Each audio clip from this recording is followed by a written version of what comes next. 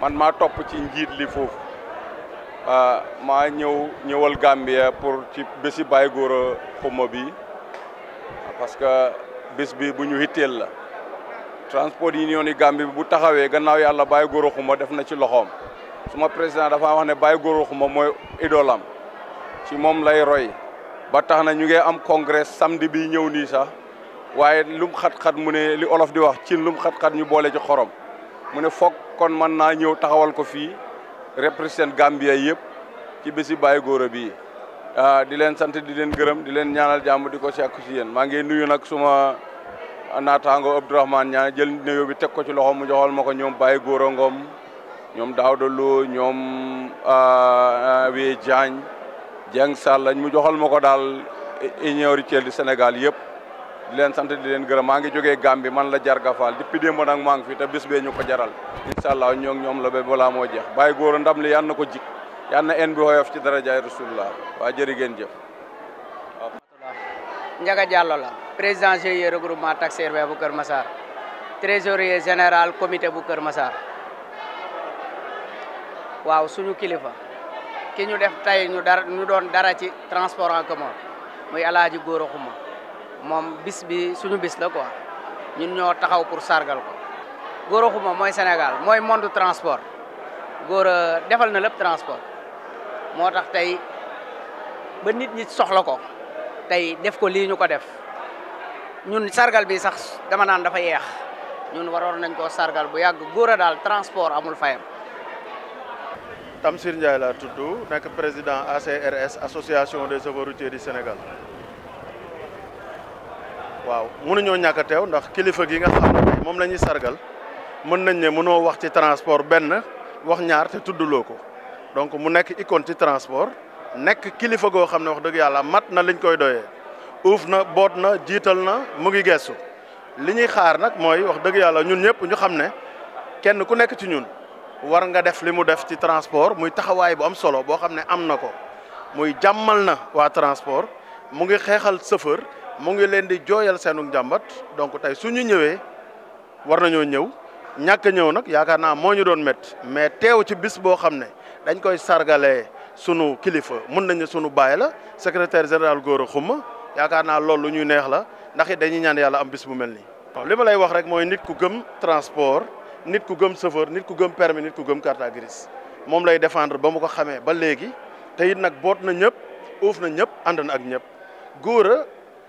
dafay xool li nga xam ne moo gën ci chauffeur bi moo gën ci transporteur bi moo gën ci transport mu nekk ci mooy guddeem mooy bëccëgam mooy waxam mooy léppam loolu nag wax dëgg yàlla tey bis bi mënul ko woon a ñàkk man li may wax rek mooy ndaw yi nga xam ne tey ñoo mel ni ñun topp ci seen ginnaaw nañ ñaan yàlla am bis bu mel nii parce que nag c'est pas facile c'est pas évident que nga xëy rek un bon jour ñu ne dañ lay sargal ci sa dund te yaakaar naa nit boo koy sargal da nga koy sargal ci biir dundam loolu nekk lu rafet loo xam ne URES def nañ ko vraiment mu nekk loo xam ne tey képp ku yëngu ci transport war nga koo gën a mun a bàyyi xel di def lu baax surtout di ko wax te ñu jéem a bokk ndey bokk bàyyi xam ne bis bi wane na ne transport dañu war a ànd dañu war a booloo dañu war a bokk ndey dañu war a bokk bàyyi.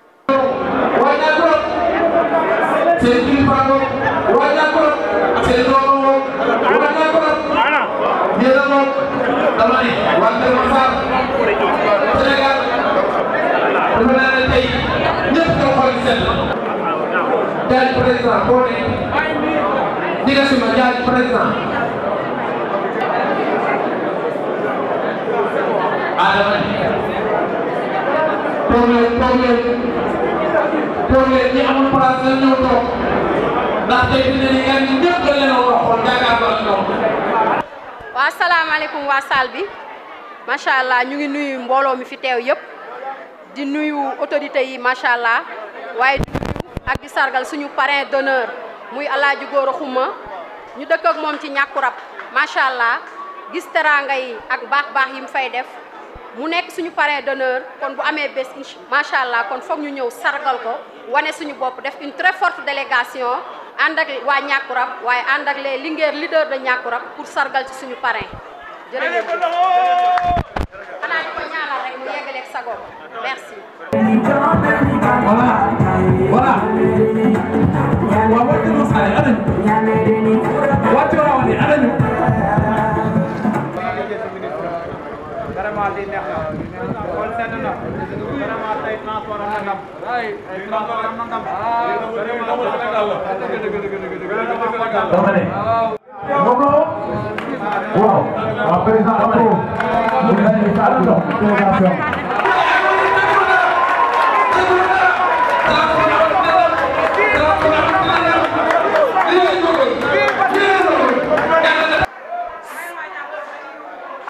Je voudrais rendre grâce au bon Dieu le Tout-Puissant de m'avoir accordé la bénédiction. Je remercie le président de la République, son Excellence Bassirou Diomaye Diakhar Faye, chef de l'État en tant que parrain de cet événement. Remercier Monsieur le Premier ministre Ousmane Sonko, chef du gouvernement. Félicite le peuple sénégalais de la maturité exemplaire avant, pendant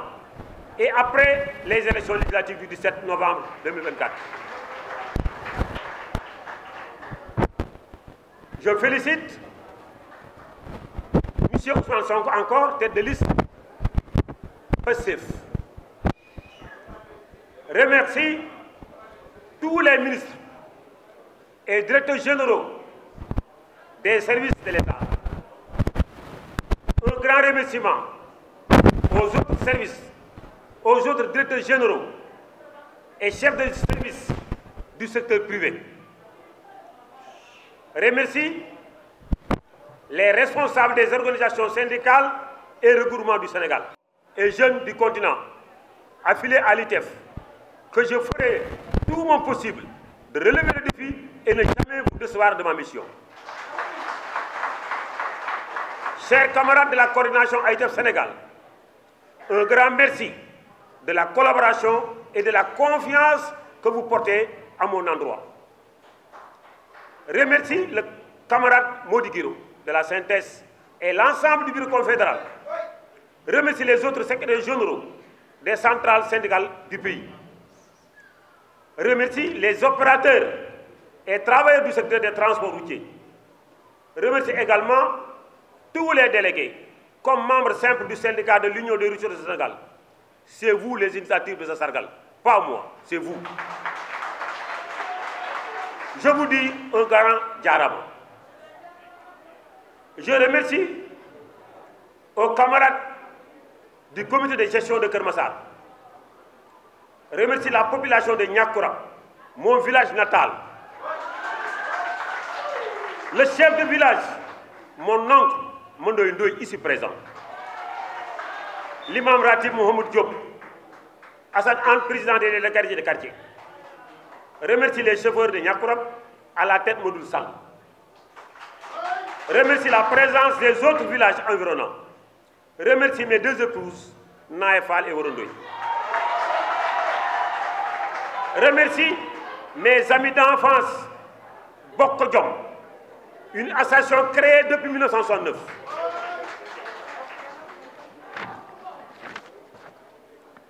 Je remercie mes parents et amis partout au Sénégal. Un grand remerciement au grand Serigne de Dakar, Elhadji Abdoulaye Makhtar Diop, et le coordonnateur Mamadou Mbeng et l'ensemble de la collectivité. Je vous réaffirme ici mon engagement à côté de chacune, de chacun, et sollicite l'appui de tous pour faire booster le secteur des transports routiers. Je confirme ici et encore que l'Union des routiers du Sénégal, URES, que nous engageons de faire un syndicat autrement. Nous avons pris l'engagement, la détermination de travailler à côté de l'État et du patronat, de jouer un rôle de champion au dialogue, d'échange et de patience pour décrocher des acquis pour le bonheur du secteur. Mention spéciale à Monsieur le ministre El Malick Ndiaye. Une personne disponible qui a aussi la volonté de faire bouger le secteur des transports routiers. Merci la tutelle de m'avoir choisi à côté de toi comme conseiller, Monsieur le ministre Djeredjef. Je remercie votre sœur et collègue Fatou Diouf, ministre des Pêches et des Infrastructures maritimes. Je remercie tout le gouvernement. Je remercie tous les acteurs routiers. Je remercie Elhadji Mbaye Amar qui représente AFTU ici. Je remercie toutes les régions qui sont présentées ici. Je remercie également, il est de mon devoir de le remercier, la sous-région. La Gambie est représentée ici.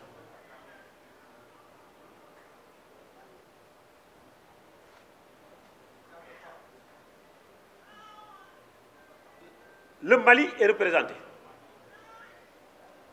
La Guinée est représentée. Donc la sous-région, la Guinée-Bissau aussi est représentée. Donc la sous-région est là. Monsieur le ministre,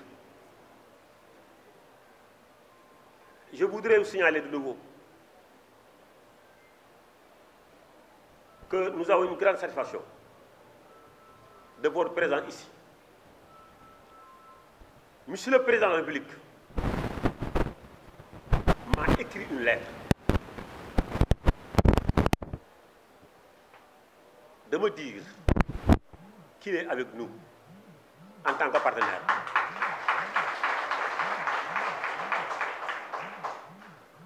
Travailler la main dans la main. Donc nous sommes optimistes que les difficultés qu'on a, on pourra se mettre autour d'une table avec la tutelle, avec les autres ministres concernés pour régler la situation une bonne fois pour toutes. Merci beaucoup. Monsieur le directeur de cabinet, Monsieur le représentant du ministre de la Pêche et des Infrastructures portuaires, Monsieur et Madame les représentants de l'IDF, Mesdames et Messieurs les représentants des transporteurs, des chauffeurs, des chefs de gare routière et de tous les acteurs des transports, distingués invités, Mesdames et Messieurs. C'est avec une immense fierté et un profond sentiment d'honneur que nous nous réunissons aujourd'hui pour célébrer la distinction remarquable, à savoir la nomination de M. Goro Khouma en tant que représentant Afrique à l'international transporteur. Dans le domaine stratégique des transports, cette reconnaissance ne symbolise pas seulement le mérite individuel, mais également le rayonnement de toute une nation et de notre continent sur la scène internationale. En portant la voix de l'Afrique dans une organisation de cette envergure, M. Khouma devient un ambassadeur de l'excellence et de la vision que nous partageons pour des transports inclusifs, durables et innovants. Votre parcours, M. Khouma, illustre une carrière dédiée au développement et à la défense des intérêts des travailleurs et des usagers du secteur du transport. Vous avez su faire preuve de leadership, de résilience et d'un engagement sans faille pour promouvoir un transport équitable et sûr, des valeurs qui trouvent un écho dans les principes de l'IDF. Cette nomination, fruit de vos efforts constants, est aussi un jalon dans notre propre vision nationale. Elle reflète la pertinence du plan Yonina Tanguay, les routes du développement Horizon 2050, qui place les infrastructures et la mobilité au cœur de notre stratégie de développement. Votre présence à l'IDF renforcera nos ambitions et notre coopération internationale dans le secteur. Mesdames et messieurs, à cette occasion, je voudrais saisir cette tribune pour lancer un appel solennel à tous les acteurs du secteur des transports. Gouvernement, organisations professionnelles, opérateurs privés, syndicats, partenaires de développement. Nous devons unir nos forces pour accompagner efficacement les États dans leurs efforts de modernisation et de développement des transports en Afrique.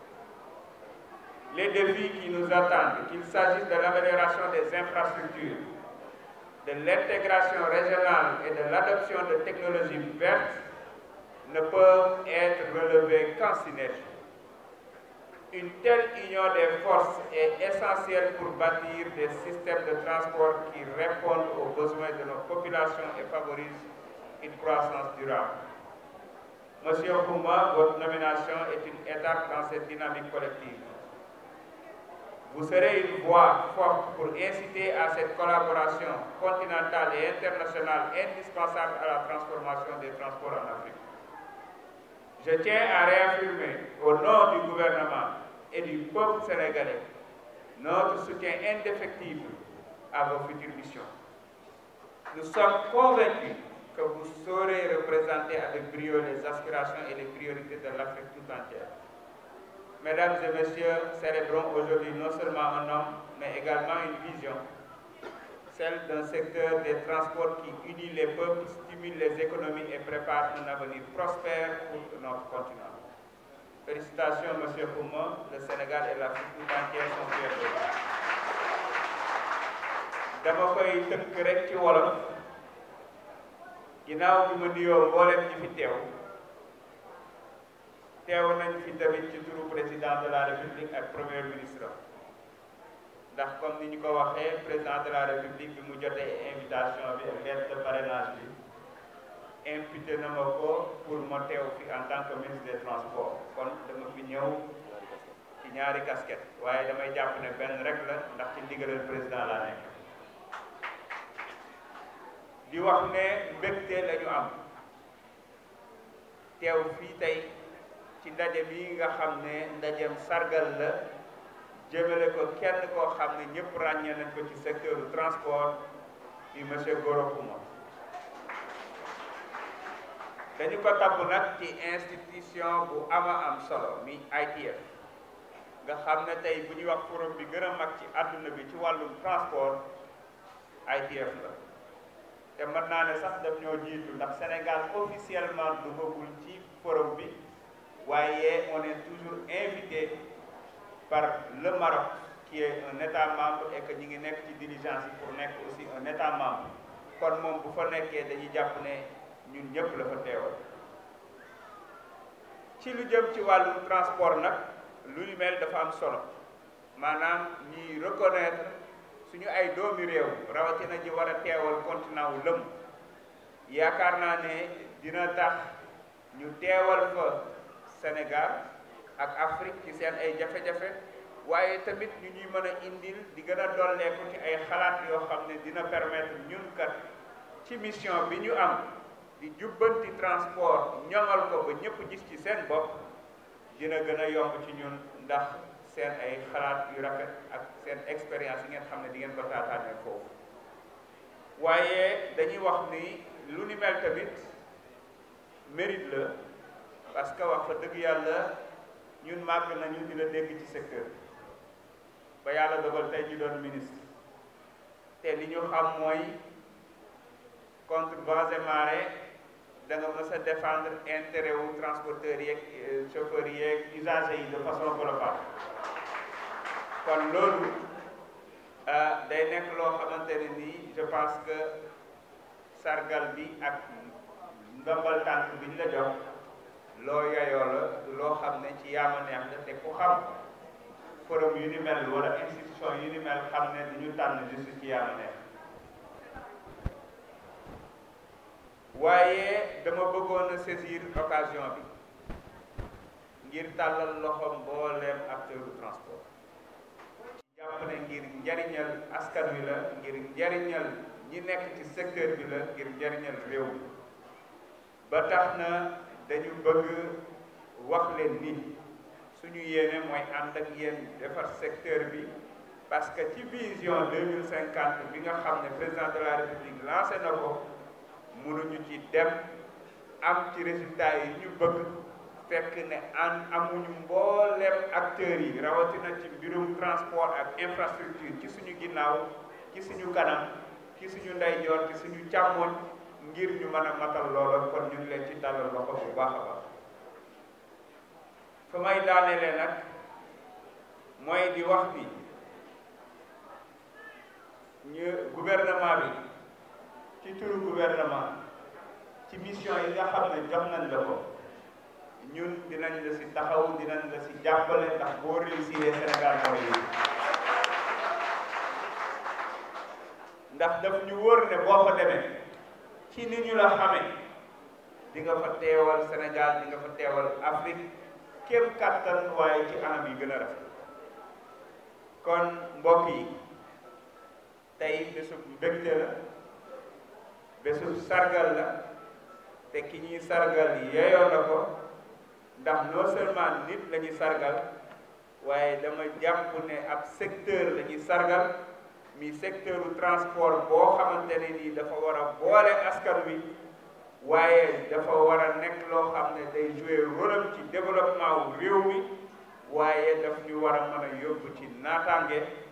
kon ñu ngi lay jaajëfal encore une fois di la tatagal ci lii nga xam ne tabb nañ la ko di wax ne Sénégal ak Afrique yépp wax fa dëgg yàlla ñu ngi lay tiitaroo ci lii di la ñaanal yàlla may la ci ndam incha allahu rabbi ñoo ngi leen sant di leen gërëm salaamaaleykum wa rahmatullah